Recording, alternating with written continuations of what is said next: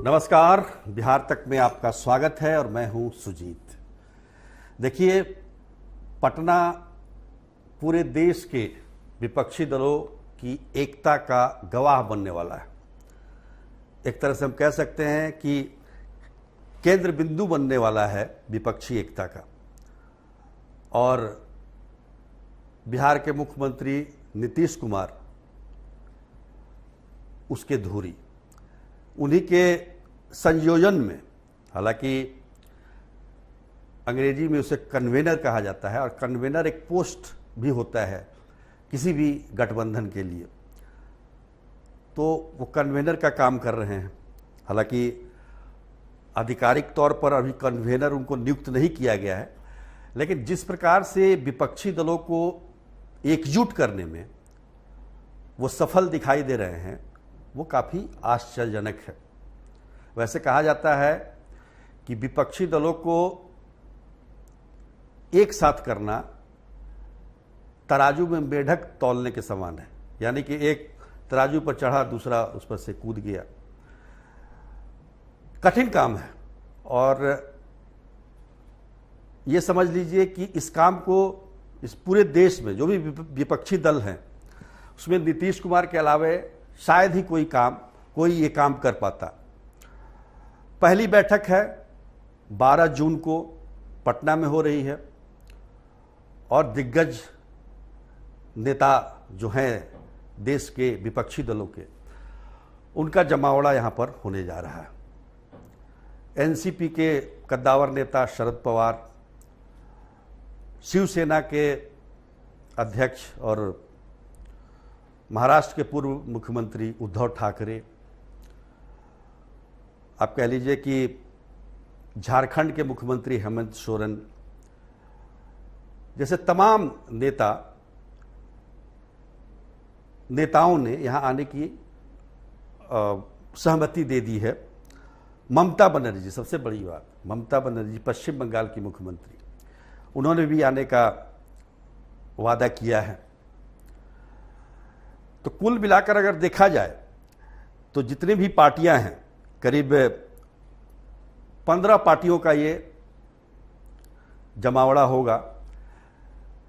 पर जो प्रमुख पार्टी हैं वो हम कह सकते हैं कि टीएमसी यानी कि तृणमूल कांग्रेस, जिसकी ममता बनर्जी अध्यक्ष हैं, शरद पवार हो गए, उद्धव ठाकरे हो गए, और उत्तर प्रदेश के पूर्व मुख्यमंत्री अखिलेश यादव भी आएंगे, जयंत चौधरी वो भी आएंगे इस बैठक में शामिल होने के लिए। तो काफ़ी सहज तरीके से एक विपक्षी दलों का यहाँ पर जमावड़ा हो रहा है।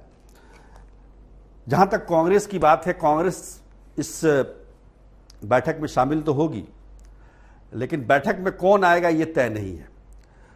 राहुल गांधी अभी अमेरिका की यात्रा पर हैं, वो 10 तारीख को आएंगे और उसके बाद ही शायद इस पर कुछ फैसला हो सके कि राहुल गांधी इस बैठक में शामिल होंगे या मल्लिकार्जुन खड़गे, जो कि राष्ट्रीय अध्यक्ष हैं कांग्रेस के, वो शामिल होंगे या उनकी जगह पर कोई और आएगा, ये अभी तय नहीं है।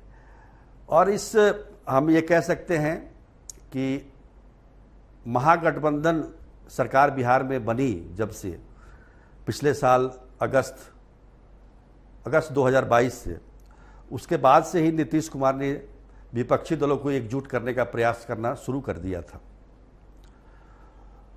उस समय के चंद्रशेखर राव, जो कि तेलंगाना के मुख्यमंत्री हैं, वो आए थे, आपको याद होगा, और वो भी विपक्षी एकता में शामिल होना चाहते थे, लेकिन उनकी एक शर्त थी, इसमें कांग्रेस शामिल ना हो। कांग्रेस और बीजेपी को छोड़कर एक गठबंधन बने, वो उसकी परिकल्पना कर रहे थे। तो केसीआर को इसमें आमंत्रण नहीं दिया गया है। जगन रेड्डी, जो कि आंध्र प्रदेश के मुख्यमंत्री हैं, उन्हें भी आमंत्रित नहीं किया गया है। नवीन पटनायक ने तो साफ इनकार ही कर दिया था, उड़ीसा के मुख्यमंत्री, उनको भी आमंत्रित नहीं किया गया। तमिलनाडु के जो मुख्यमंत्री हैं स्टालिन, वो किसी कारणवश इस बैठक में शामिल नहीं हो रहे हैं। उनकी जगह पर उनके प्रतिनिधि उसमें शामिल होंगे। आप पार्टी के जो अध्यक्ष हैं और दिल्ली के मुख्यमंत्री अरविंद केजरीवाल भी शायद इस बैठक में शामिल ना हो, उनकी जगह पर कोई प्रतिनिधि उनका शामिल होगा। तो कुल मिलाकर ये कहा जा सकता है कि पहले प्रयास में पहली बैठक है, औपचारिक बैठक हम कह सकते हैं, जिसमें सभी दल इसमें शामिल हो रहे हैं। लेफ्ट पार्टियां तो आएंगी ही, इसमें कोई दो राय नहीं है। तो काफ़ी अहम इसको माना जा रहा है और एक साथ इतने विपक्षी दलों को इकट्ठा करने का अगर किसी को श्रेय जाता है तो वो मुख्यमंत्री नीतीश कुमार को जाता है। कांग्रेस कुछ जरूर इस गठबंधन से कुछ उसको कभी मतलब धुकधुकी सी है कि फ़ायदा होगा कि नुकसान होगा, फ़ायदा होगा कि नुकसान होगा, क्योंकि जहाँ जहाँ क्षेत्रीय पार्टियाँ मजबूत हैं वहाँ तो कांग्रेस को उनको पूरी जगह देनी पड़ेगी। और हम ये कह सकते हैं कि जितने भी बड़े राज्य हैं उसमें क्षेत्रीय पार्टियां कांग्रेस से मजबूत दिखाई देती हैं। तो ऐसे में कांग्रेस किस संख्या तक लड़ेगी चुनाव, वो भी एक देखने की बात है। इससे लाभ भी कांग्रेस को हो सकता है। देखिए, सबसे बड़ी बात क्या है कि विपक्षी दल जितने भी दल हैं वो बीजेपी की सरकार से, नरेंद्र मोदी प्रधानमंत्री से बिल्कुल त्रस्त हैं और वो चाहते हैं कि किसी प्रकार से इनसे निजात मिले और इसके लिए जो भी बलिदान देने की जरूरत हो वो देने के लिए तैयार है। ये इसका एक प्लस पॉइंट है। पहले विपक्षी दलों में एकता इसलिए नहीं हो पाती थी कि इस तरह का हम कह सकते हैं कि दबाव नहीं था। आज दबाव में है सारे विपक्षी दल, तो उनको एकजुट होना ही है और इसीलिए पहली बैठक में इतनी पार्टियां शामिल हो रही हैं, दिग्गज नेता शामिल हो रहे हैं।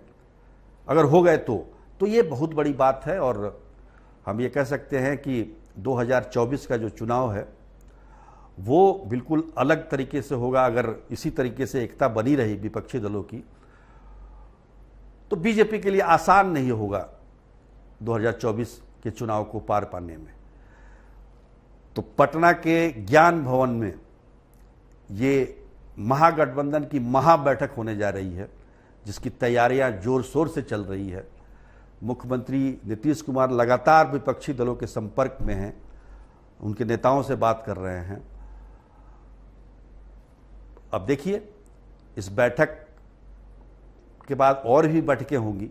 ये कोई पहली या आखिरी बैठक नहीं है। कई बैठकों के बाद एक रूपरेखा तैयार होगी कि विपक्षी दल किस प्रकार से, किस राज्य में, कितने सीटों पर कौन क्या लड़ेगा, ये सब कुछ तय होगा। अभी तो ये शुरुआत है। अब देखते जाइए आगे आगे 24 के चुनाव की बड़ी लड़ाई। हम लोग के साथ लगातार बने रहिए, क्योंकि ये लड़ाई काफ़ी दिलचस्प होती जा रही है। आज के लिए बस इतना ही। तब तक के लिए नमस्कार।